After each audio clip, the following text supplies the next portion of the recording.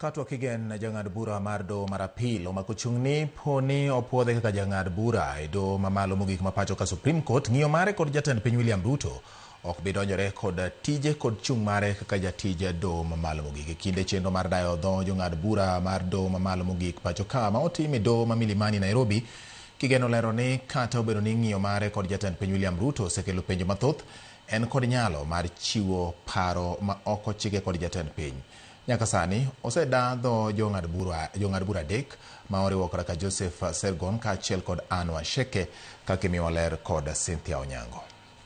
E odiechieng' mokwongo, chenro mar dayo dho jong'ad bura mageto yudo thuolo e doho mamalo mogik pacho ka kata Supreme Court odhi nyime kae tieloni. Odadho jong'ad bura adek moting'o Osipe Kiratu Makori, Justice Joseph Kipshumbwa Kigen Katwa kaachiel kod Justice Joseph Kiplagat Sergon. Katwa Kigen mayande ka opuodhi kaka jang'ad bura e doho mar apil matin ne dweche adek mokalo kende, kendo e kinde motelo nobedo okil mar jatend piny William Ruto e doho mar piny ngima ICC, oyango ni en kod lony mar somo e chike rang'iny mar digri mar masters, bachelors kod postgraduate diploma. Kigen ma osebedo okil kuom higni malawo 30 sani oromo kod wipi bang' penjo gwake e wi ng'iyo mare matut kod jatend piny William Ruto kuom higni, ahinya kaponi bedo mare jang'ad bura e doho mamalo dipoka en lwet jatend piny William Ruto chwalo ng'ate ka geto yiero mar higa manyien. Kigen otuo dhoge ngang' ni obiro tiyo tije kaka jolony to ok osiep jatend piny William Ruto. The fear that these Kenyans have is that in the event that you are successful and you join the 6 judges in the Supreme Court, and then thereafter there is a petition challenging presidential elections for the year 2027, their fear is that you are likely not to be impartial. What do you have to say to this? Okay, so first of all, it is true I have represented him. May I say that I intend to be as objective and neutral in my discharge of my functions as a judge. Osipe Kiratu Makori mabende odadhoge ni kod lony mar somo e ong'ala mar postgraduate diploma kod bachelor's degree e chike kowuok e mbalariany ma Nairobi kaachiel kod master's degree e telo kowuok e mbalariany ma Pan African Christian.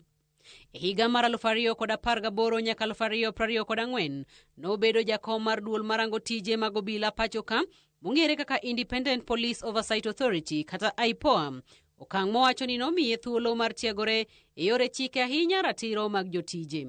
Kata kamano, duoko penjo obedo matek tudo lony mare rito jotije kod dwaro mar doho mamalo mogik ahinya e kinde yiero. There's a conversation that is very live currently amongst the legal practitioners. And since you are one, maybe you can share with us what that conversation is about in the area of court-annexed mediation.